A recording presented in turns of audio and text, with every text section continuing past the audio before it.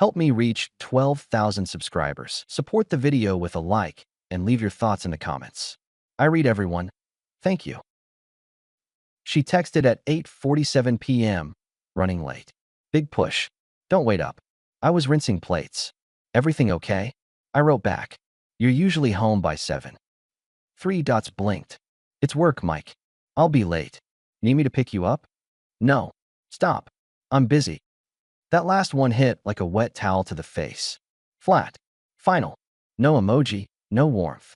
I stood there with the dishwasher open, steam in my glasses, and told myself to relax. People have deadlines. People have seasons. If I'd known where it was headed, I'd say later. I'd have gone to bed without the plate in my throat. The first week of work came with a new wardrobe. Tighter blazer. New heels that didn't need breaking in. Lips that didn't match any tube I'd seen in the drawer. She drifted past me in the mornings like a commuter train that doesn't stop at my platform. Coffee's on. I tried one Tuesday, sliding a mug her way. I'm fine. You ate. I'm not a child. I didn't say. She grabbed a banana, looked at her phone. Can we not do this? I have a lot. This meaning breakfast? Meaning the routine. She waved at the kitchen like it owed her money. I need space in the mornings. You got it, I said. I put the second mug back in the cabinet and started a list in my head of grown-up, non-needy responses. Space. Sure. Boundaries. Great. I'm not the guy who clings to ankles. That night, she came home at 11:15 and went straight to the shower. I leaned in the doorway. Rough day. She untied her hair with those quick little yanks that mean, don't talk to me. If I say rough, you'll say I told you so. Never said that in my life. You think it. Jenna. I tried. What's going on? Work is going on. She wrapped herself in a towel, walked around me like I was a lamp. Stop reading into everything. I'm reading your schedule, I said. That's all. She shut the closet door. You make me feel like I'm failing. I asked if you were okay. And now I'm supposed to reassure you? I'm tired. She picked a t-shirt, the one that used to be mine, and didn't meet my eye. Good night. I slid the deadbolt and laid there listening to a podcast that never started because I was busy counting the seconds between her breaths. I told myself I was overreacting. She told me I was overreacting. That lined up too neatly. In the morning, I did what I do when something puzzles me. I set a rule for myself. No chasing. Check in once. Keep it short. If she wants support, she'll say it. If she wants distance, I'll give it without a speech. By day 4 of her new push, she started skipping our Friday tradition. We always did burgers after my shop closed. I texted, burger night. Can't. Team dinner. We're invited? Mike, it's work. Okay. Have fun. She read it. No heart. No thanks. Just read. Saturday, she slept with her back to the wall and set an early alarm for strategy. I got up, made pancakes for myself, and put the extras in a container. I saw her glance at them when she passed through. You eat? I asked. She stopped, stared at the griddle, at me, at the window. You're trying too hard. By cooking breakfast? By making me feel guilty about not eating your breakfast. The corner of her mouth twitched like she knew how ridiculous that sounded, but couldn't pivot without losing face. All right, I told her. You don't eat, I don't cook. We'll keep it simple. That afternoon, I took my first initiative. I canceled the couple's camping trip we'd planned for next month. No drama, just canceled. I moved the deposit back to my card and sent a single text. Trip's off. We'll revisit when things settle. She didn't answer. Fine. Rule 1. I don't hold a chair at a table where I'm not being served. Sunday night, she sat on the edge of the bed scrolling. I moved my gym bag to the hallway and a spare set of clothes to my truck. What are you doing? She asked without looking up. Setting my mornings up faster. Gym straight from the shop. Since when? Since my mornings aren't a thing we share. She snorted. You're being dramatic. I'm being organized. I smiled. You said you wanted space. I said I wanted space from the hovering. Done. I clicked off my lamp. I'll be out before your alarm. Monday, she left before sunrise. I stood in my bay later that morning, tightening a belt on a sedan, and thought about the pattern. Coldness. Deflection. The way she smiled at text messages that weren't mine. The way she took calls in the driveway instead of the kitchen. I called an old friend, Rich. He's the kind of guy who knows people. I need a name, I told him. Quiet. Professional. No cowboy hats. You serious? I'd like to be wrong, I said. Help me be wrong. He gave me a number. The man who answered sounded like a tax accountant. We met at a deli. He had oatmeal and black coffee. He asked for dates, names, routines. He didn't promise anything. He didn't guess. He listened. Keep living your life, he said. Don't tip anything. If I find nothing, you sleep better. If I find something, you'll know how to move. How long? Depends on her. Everything does, I muttered. We agreed on a number. I walked out calmer than I'd been in weeks. Not because I wanted drama, because I wanted the noise to stop. Action turns noise down. That week, I changed my second rule. Shared budget became split. I opened a separate savings at a local credit union and moved my personal emergency fund. Then I met a financial attorney and asked, in plain language, about shielding what I'd built before we even met. He didn't blink. He'd heard worse stories told with wetter eyes. What's the thing you wish men did earlier? I asked him. Document, he said. Then document again. Don't dramatize. And don't confront without an exit baked in. Noted. Also, he added, stop updating her about anything you don't need to update her about. Already there, I told him. 2 days later, the first email from the investigator landed. No silly narrative, just timestamps and images. Jenna at a bistro downtown with a man I'd never met. He had the haircut of a department lead and the posture of someone who thinks the room belongs to him. Her hand on his wrist in one shot. Them on the sidewalk laughing. Then, 3 nights later, the two of them at a work lunch that lasted 3 hours. And then, the one that hit like a brick chucked through a garage window. A grainy shot of them at a roadside motel I'd passed 1,000 times without curiosity. I didn't throw anything. I didn't cry. I forwarded the file to my attorney, saved several copies in places I control, and replied to the investigator with one sentence. Keep going. Don't get clever. Just facts. At home, I sat on the couch with the TV on and watched Jenna move around the kitchen like she was on a different show. You want dinner? She asked, casual. I'm good, I said. You're always good. Occupational hazard. She leaned against the counter, studied me. You're distant. You asked for space, and I'm respecting it. That's not what I meant. You'll have to be more specific. She chewed her lip, then shrugged like it wasn't worth the effort. Never mind. I'm showering. When the water turned on, I stared at the blank TV screen and made my next decision. No speeches. No kitchen showdowns. No begging somebody to treat me like a person. I kept the file. I started the paperwork. I kept my mouth shut. A day later, Jenna showed up with a bag of groceries and cooked chicken piccata out of nowhere. The kitchen smelled like old times. What's this? I asked, leaning on the island. Dinner. Don't make a thing. It's a good thing. She poured me sparkling water and tapped my glass with hers. I've been scattered. I know it. Work's intense. You're patient. I appreciate it. I let a beat pass. You know what I appreciate? Directness. I'm trying. She slid a plate toward me, sat, and held my eye for once. I don't want us to drift. You're steering, I said. Don't turn it into a speech. Mike. A little laugh. Just eat. So I ate. I was polite. I was not stupid. That night, she curled against me for the first time in a month, like a soldier thawing out after a winter march. I didn't push. I didn't pull. I slept with one arm on top of the blanket. That's how you hold a line. Not by yelling, but by not moving it for cute. 2 days later, the investigator sent a short clip of the same man and Jenna walking into her office building 10 minutes apart and leaving an hour later one after the other. Then flowers on her desk in a photo, with the card angled just enough to catch, J. Proud of you. I kept my work gloves on and put that in the folder too. A week after the piccata, she pinged me midday. Hey, our company's throwing a spring mixer next Friday. Plus one's welcome. Join. Might be good for us. I stared at the phone. You sure that's a good idea? I'm sure. Then, a second text. I want you there. Rule 3. I don't go where I'm a prop. But I also don't hide from my own house. If there's a stage, I bring my own lights. I wrote back, I'll come. That night, she popped by my shop with iced tea and a couple of cookies from the bakery near her office. She perched on a stool, legs crossed, like this was a normal day. I've been off, she said, twisting the cup lid. Thanks for hanging in. I don't hang, I said, wiping my hands. I decide. Well, she tried. Decide to come Friday. I already said yes. She smiled like she'd just won a point. Good. Friday came. I wore a clean button-down, no logo, and a jacket.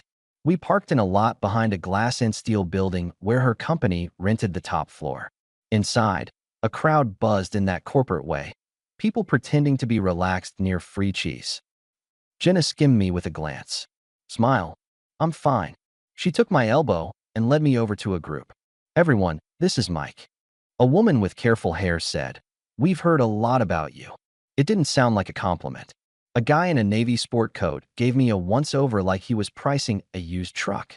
Then he arrived, the man from the photos. In real life, he had smaller shoulders than I expected. His smile was as practiced as a sales pitch. "Jenna," he said, leaning in like we all shared oxygen. "You made it." He looked at me. "And you must be Mike." "Must I?" I asked. He laughed too loudly. "Kidding. Good to meet you." Jenna watched the two of us like she'd bought front row seats. "You work with my wife?" I said, offering my hand because manners are free. "She keeps us all on track," he replied, squeezing harder than necessary. Incredible work ethic. He didn't let go when the shake was done. I did, because I don't do breath-holding contests. Across the room, HR hovered, already smelling something off. A younger guy in a plaid shirt whispered to a woman by the punch bowl. A manager I recognized from awards photos stood a little taller, sensing a show. "Drink?" Jenna asked. "I'll pass." Her colleague, let's call him Todd, smirked. "What do you do, Mike?" "Auto repair. Own the shop off Maple." "Nice," he said, tone that meant the opposite. "Blue-collar salt of the earth. Bet you know your way around a socket." "Better than you know your way around boundaries," I answered. I didn't raise my voice. A few heads turned anyway. "Whoa," he said, hands up. "We're just having fun." "I didn't come for fun," I told him, "but I brought facts." He glanced at Jenna like a kid checking with the teacher. She gave him a little smile that had more teeth than sincerity. "You seem tense," Todd said, still playing to his imaginary balcony. "Everything okay at home?" Jenna watched me like she'd handed a match to a man at a gas station. A woman beside her bit her lip in secondhand embarrassment. Another colleague murmured, "Let's not," and then stopped because steam shows entertain. "Guys," Jenna said lightly, "ease up. Let's be civil." "I'm civil by default," I said. "I also dislike theater." "Mike," she said, tilting her head. "Don't start." "Start." I reached in my jacket and took out a simple white envelope. I didn't wave it. I didn't raise it. I just held it like a bill I planned to pay. "You invited me, Jenna." Knowing exactly who would be here. Knowing exactly how he behaves. I looked at Todd. "Save your wit. You're out of your league." He stepped in close. "What's in the envelope, gents?" "Threats. Printed emails," I said. "Timestamps. Photos." I took a breath. Kept my feet planted. All above my pay grade, obviously. The room quieted. People didn't move away. They adjusted their stances like they were pretending not to watch. HR slid closer, arms folded. The manager cleared his throat, but didn't insert himself. I had a beat. I used it. "Jenna," I said louder, because sometimes clarity is a mercy. "I hired a professional. For the last month, I've gotten file after file that wouldn't fit in a rom-com. You've been meeting this man off hours, long lunches, hotel lobbies, even a motel where the ice machine doesn't work. I could pretend I don't know. That seems to be your preference. But I'm not into pretending." Todd's smirk stalled halfway. He looked at her, not me. She shrugged and tried a tiny laugh. "This is ridiculous." "Is it?" I slid the top photo out just enough for the two of them to see the bistro shot. "You can save the performance. I don't need commentary. I need a clean end." HR stepped in, voice hushed. "Maybe we take this off the floor." "No," I said. "It started on the floor. We will end it here. You two did the public part before I did." Todd's face got shiny. "You're out of line."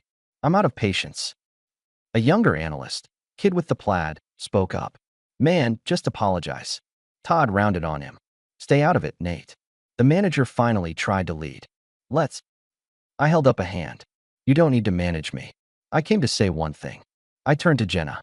"The divorce is already in process, and you shouldn't come back to my house anymore." Someone gasped.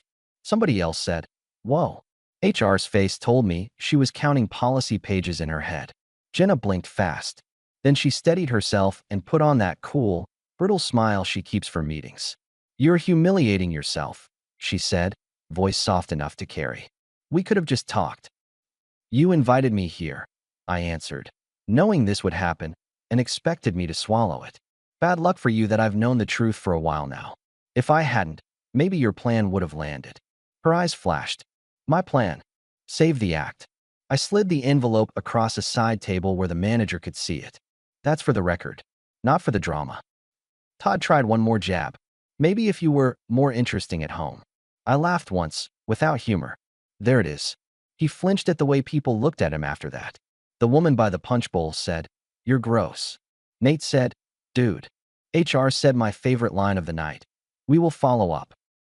I nodded at the manager. "You'll do what you're going to do." Then I looked back at Jenna. "You wanted closeness?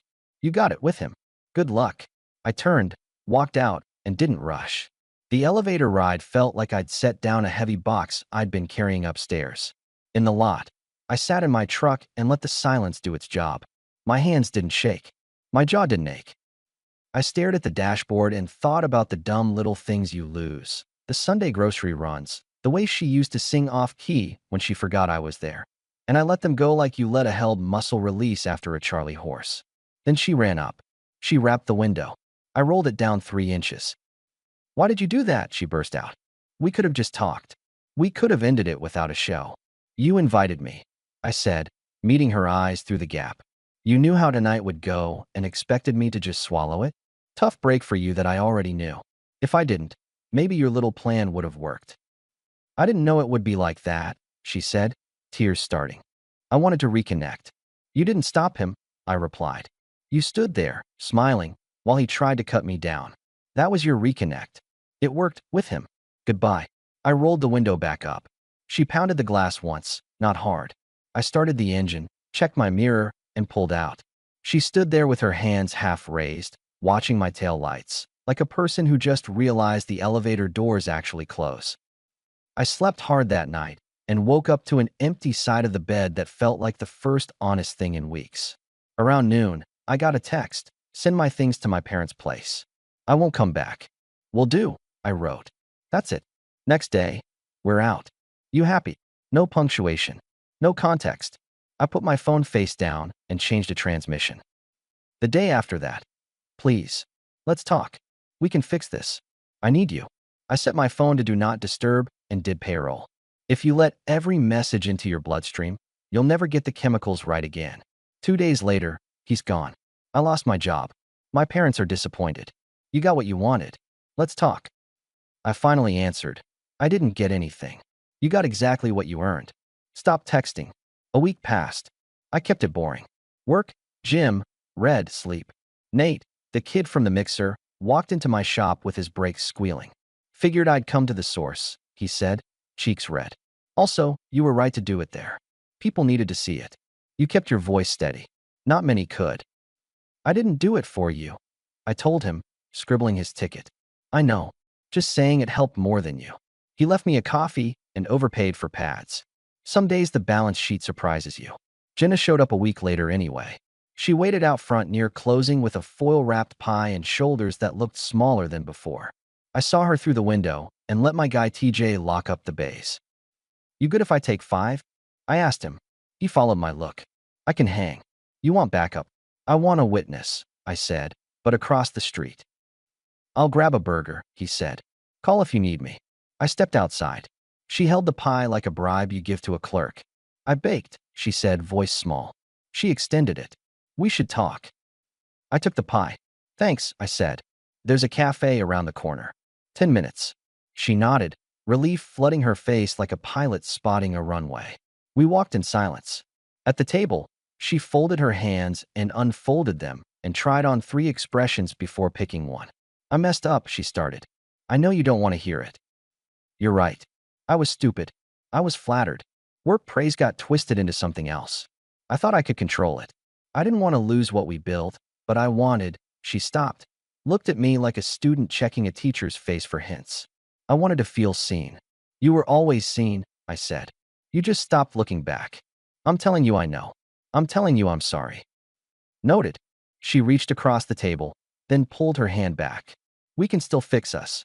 "No," I said. "Just like that. Not just like that." I tried to talk. You called it hovering. I saw you going cold. I set boundaries. You called it dramatic. Then you invited me to your stage.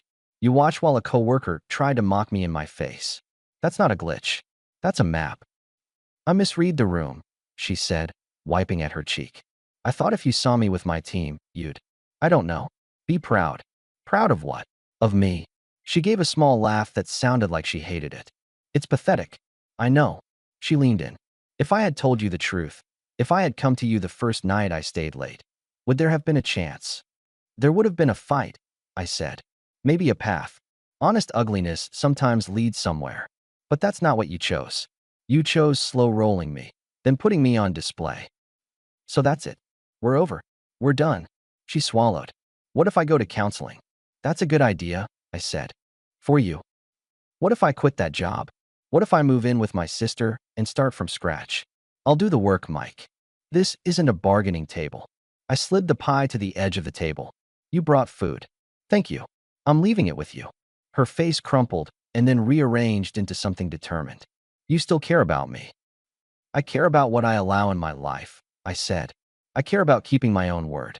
I told you at the mixer, don't come back to my house. I meant it. We had good years. We had bad months. I hope you build something decent. But not with me. Please, she whispered. Don't make this the last sentence. It is.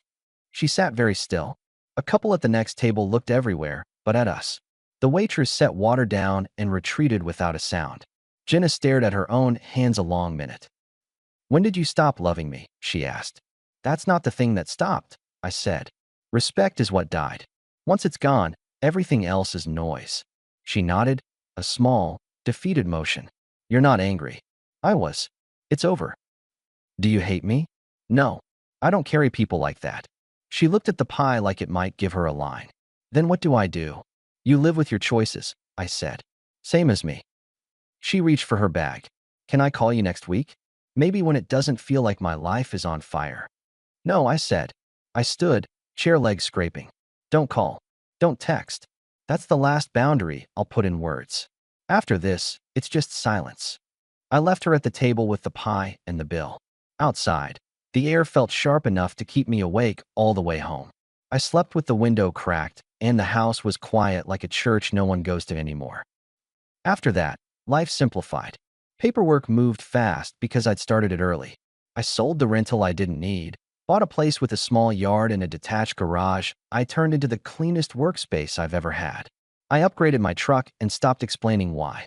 I cut my hours at the shop from 6 days to 5 and added a detail bay TJ had been nagging me about for months. Business improved because competence is attractive in any economy. The guys saw the change. You're lighter, TJ said one morning, lining up a tool cart. I'm sleeping like a man who doesn't have to argue with his walls, I told him. On Fridays, I met a few friends at a hole in the wall and talked about baseball and lawn mowers and nothing important. That's what healing looks like when you're not in a movie. It looks like small talk that isn't covering a crater. A month after we signed, I met Claire. She runs a dog rescue and doesn't care about optics. First time she came by the shop with a van full of crates. She asked if I could look at a knocking sound. We fixed it. She came back with brownies. We didn't label anything. We didn't rush anything. She had a way of telling stories that landed like a good porch swing. Steady, no squeaks. I got the occasional update about Jenna whether I wanted it or not. Nate came in for an oil change and mentioned that HR had followed up thoroughly. Todd left the company within a week. Jenna was cut a month later. The official reason was policy misalignment, which is corporate for we don't want the liability. She moved back with her parents for a while. I didn't hear her voice again.